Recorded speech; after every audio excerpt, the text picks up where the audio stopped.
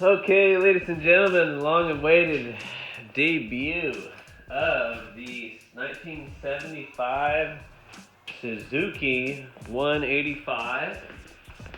Those of you who have been on the channel know about the green one we did. That was a 72, I believe.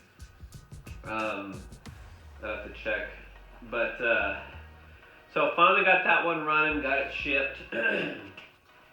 This one has a different set of issues going on. Number one, first thing you notice, of course, is, I have it aired up now, but the most likely inner tube is shot, but also, well, we might just be able to get away with doing the inner tube. This tire is looking good, so I might just be able to do the inner tube on that. But long story short, this thing goes flat. We also have a two-stroke oil leak under this area here. We'll probably record on the other side of this thing just so you can see there are some lines, of course, because the two-stroke oil tank is right here. There's some lines. It's most likely just an entry or what have you into the crankcase, cylinder head, whatever. And so that's another thing we just have to kind of dive in a little bit further. Biggest thing though is this thing does not currently have any spark when the thing's kicked over. So that's kind of the main issue going on right now. After we get spark, then we're going to be able to deal with the fuel, the quality of who knows what's going on inside that carburetor. We had to run through that other one. And who knows what we'll see with this one. So this is going to be kind of an exploratory time here. I might switch to time lapse because I'm kind of trying to just dive in here. At any time I could remove our rear tire here. It's pretty straightforward. Just remove some items that are connected to the actual hub. Boom, boom. Over here, mainly just the chain. Take that off, and we'll take that to the Suzuki shop. Well, who knows? We'll take it apart. I'll see what's going on with that. Who knows, guys? The next thing, that oil leak, I'm probably gonna have to get this thing kind of up off the ground somehow on some jack stands so I can kind of work on it, There's obviously a cover here. There's a cover here, so we probably just, maybe start just removing things one at a time until we found out what's leaking. So, anyway, that's what this to be the initial video. We've got our flat rear tire. No spark. And of course, get started. i.e. fuel, see how that is. And then two-stroke oil leak.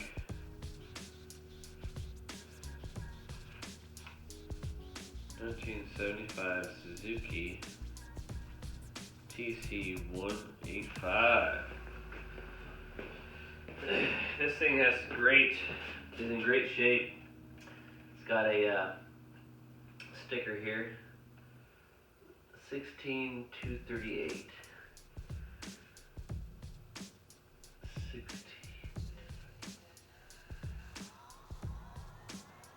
Alright.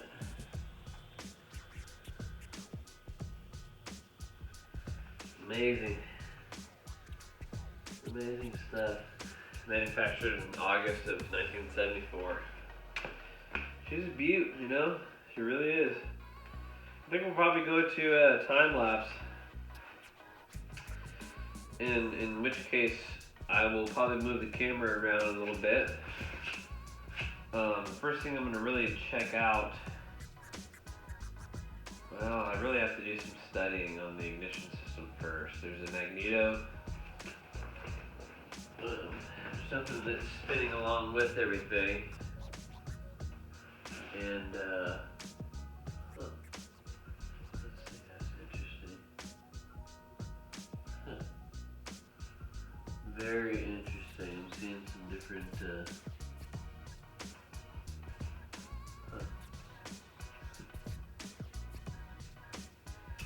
Seeing where the oil lines come through. Anyways, this is probably a boring section. I'm trying to film this as I go, but a lot of times with projects like this, where I really don't know much about this thing, it's really a kind of figure it out as we go. So I just wanted to kind of do an introductory video.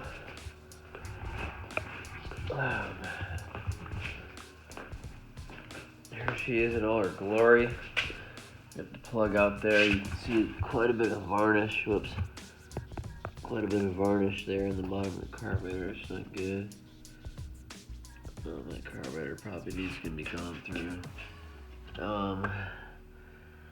Here's our leak. Let's see if we can film a little bit more of this leak here. You can see the bottom of that bolt, how it's kind of blue. So we'll see. We'll probably take this cover off here, and possibly just this skid plate. We'll just start taking things off. Skid plate's really not showing anything, so it's most likely this cover we're gonna have to take off here to figure out the oil leak. Now, also I believe back in here is possibly the magneto, maybe. So. Maybe not. This is going up there. Alright, we're gonna have to just kind of break things down. So, figured out one little piece at a time. This is the Suzuki 185. Over now.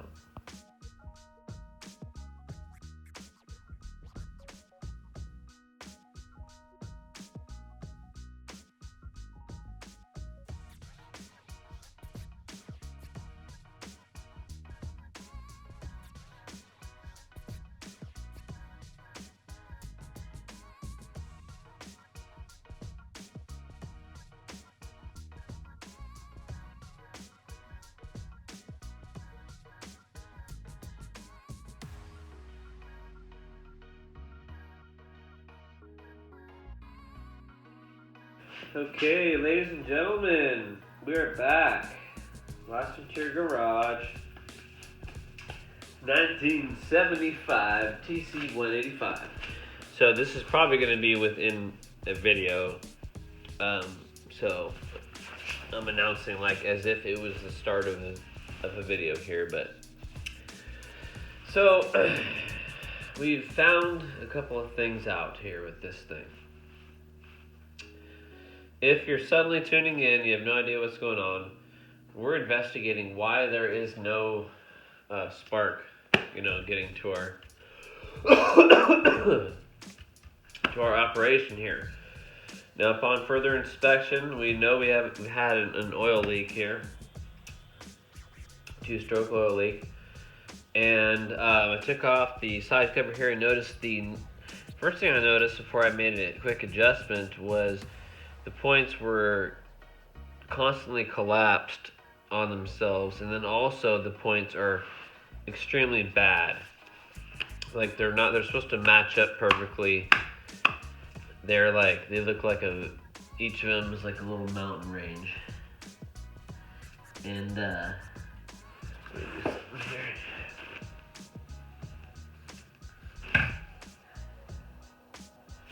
So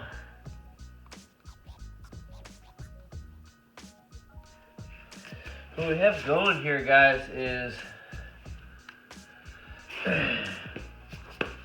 I think our issue is in the points here, but also, if you can see,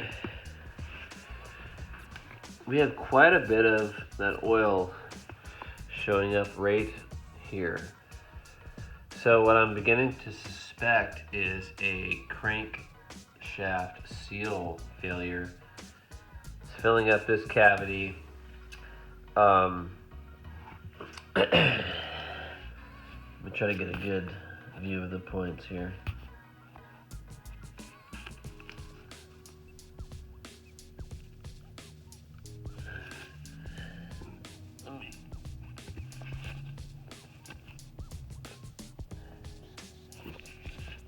Alright, there you go. So, I think I can clean them up, but I had to adjust this. So there's a cam effect here on the crank that allows this to disconnect, I think discharge the spark. I'm not 100% familiar, but all of it is absolutely filthy. I think it's been contaminated of sorts. I gotta read up on how this all works. I'm gonna give my client a call and just kind of tell him what's going on and see what he wants to do. So there's that, and then of course there is this varnish I'm already seeing there in the bottom of this carb. So anyways, just gathering information. One step at a time, we'll get this thing running. Over and out. Ladies and gentlemen, we are back at it with the Suzuki 185. This is a 1975 two-stroke. So this is for a client. We're looking it over. I got the green one, the green 125. I believe it was a 72 running last year. I've had this one over here this whole time. I know it's had an oil leak. It looks like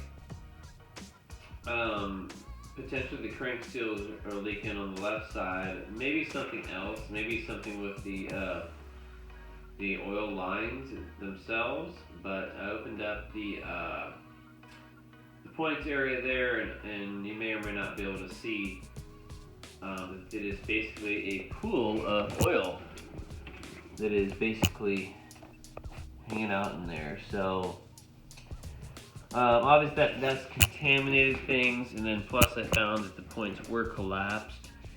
So I filed those down a little bit. I still haven't gotten the ignition to form up. I could obviously do some more testing. I think the whole thing needs to be cleaned up. It's just so oily and nasty. But the other thing I noticed is this carburetor is very, very lots of varnish evidence, and then plus this choke is stuck on, and it won't. Whoop! There it goes. Ooh. Yeah, so there's a ton of varnish in this carburetor, so that's gonna take a lot of attention to get that, kind of figured out. Whatever this oil leak is big. So I'm trying to basically be real with my client, who is, like I said, guys, this whole story, these started out as pet care clients. We take care of their dogs. And I commented, hey, I do some small engine stuff, so I don't have a ton of time to work on this stuff. But the flat tire, of course, the oil leak, the points, ignition, and then the fuel. Those are the big four that are kind of stopping this bike from hitting the road. So probably gonna have a conversation with him about what he wants to do, because I'm confident that I could eventually get all this stuff fixed, but it's the time that it's going to take me, the time I don't have, basically.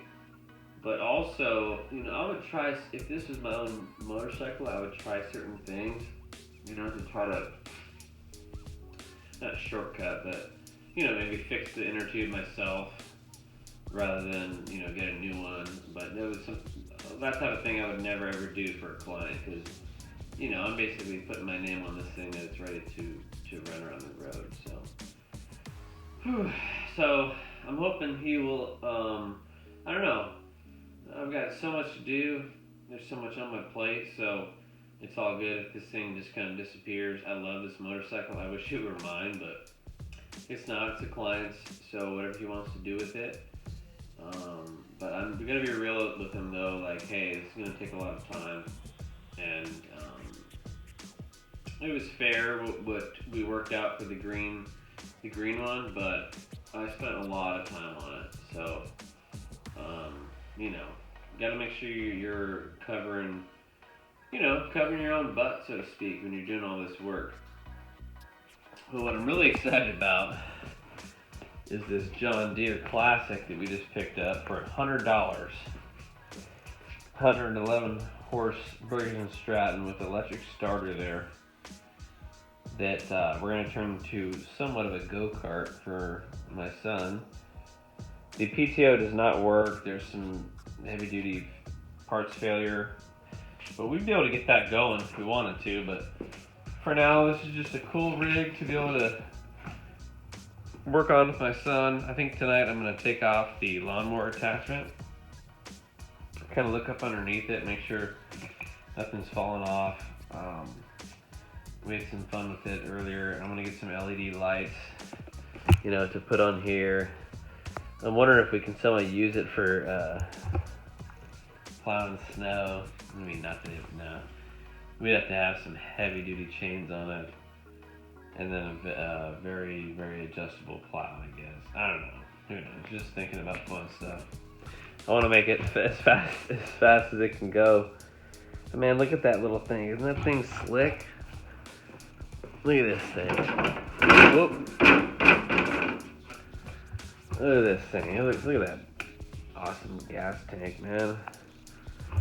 John Deere, it says. Booyah. Got switches. I got PTOs and brakes. This is the This is the lawnmower raise and lower. Man, it's just a cool little machine for $100, isn't it? Reverse, neutral, first, second, third, fourth, fifth. We're gonna make this thing rip in fifth gear. So we're excited about it. In the meantime, I've got to get this Suzuki figured out. This thing's gonna take a lot of TLC to get going. So anyways, over and out. We'll see y'all on the flip side. Red Suzuki is about to end.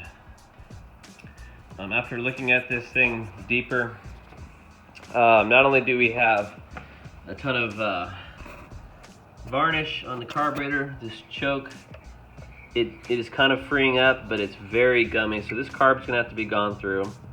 The same thing we did with the 125, but then also this thing is having ignition issues, which I couldn't get a spark generated, so I was gonna have to start testing, all the different components, out to the spark plug and figure out which, where the broken link was. But if you can kind of see here, there is quite a bit of oil that has started to build up kind of in and around that area. And so what I told my client was, I gave him a realistic idea of the labor it was going to cost to further take apart this side cover, find out the seal. It's most likely the crankshaft seal, so that may be a little bit extensive. And then of course continuing the diagnosis and also fixing this flat tire. And it ended up being just a little bit too cost prohibitive, I guess the word is. I'm a little bit disappointed, just because it would have been fun to record and get this thing going, but at the end of the day, I am extremely busy. I got this Ford project sitting there waiting for the core support to come all the way out, and then of course the fenders. So he's gonna pick this up Friday. Of course, we've got our John Deere project, basically Chase's go-kart. We're gonna work on some more. I gotta get these Corvette tires mounted and balanced and figured out. Then I gotta renew the registration on this thing so we can drive it. But of course it involves putting the insurance back on it too, so it's not expensive to drive, but it's definitely a luxury. So it also still needs a clutch and some water pump stuff. So this is mainly a long-term project, the Corvette. That's okay though. Plow truck, I'm gonna start working on that a little bit before winter. That thing needs to be kind of deep. The carburetor needs to be kind of detuned a little bit, maybe leaned out. Put a calibration kit in it. I might do an electric choke, but then most importantly, the plow hydraulic system and the lines need to be gone through. The pump and everything has been leaking, and then the lines just need to be replaced. And then on the plow itself, I need to finally get some of those flags. I had a ghetto one earlier this year, but just to kind of see where my end of my blade is at. And then what will be next actually on the list is this thing. This is F-150 flare side, obviously, but I can't remember what year it is. It's either 96, 95 maybe. It's got some transmission issues. My uncle wants me to kind of look at it, see what it needs, and then do some other things. So this is what I want to get in next. It's kind of what I'm prepping for. So I got to get this thing out of here, and then we're going to build a kind of a makeshift fence along this little route right here, and then kind of probably cap it there. We'll get the canopy out of here, and then we got to do something with this fence. This can be dug under, so we'll see what we need to do there. But we want to extend our dog run here and have a little bit of room for dogs to run, get up to full speed. So I can hear Chase calling for me, so I'm gonna end it here. Then we're gonna do a time lapse to get this bike back put together.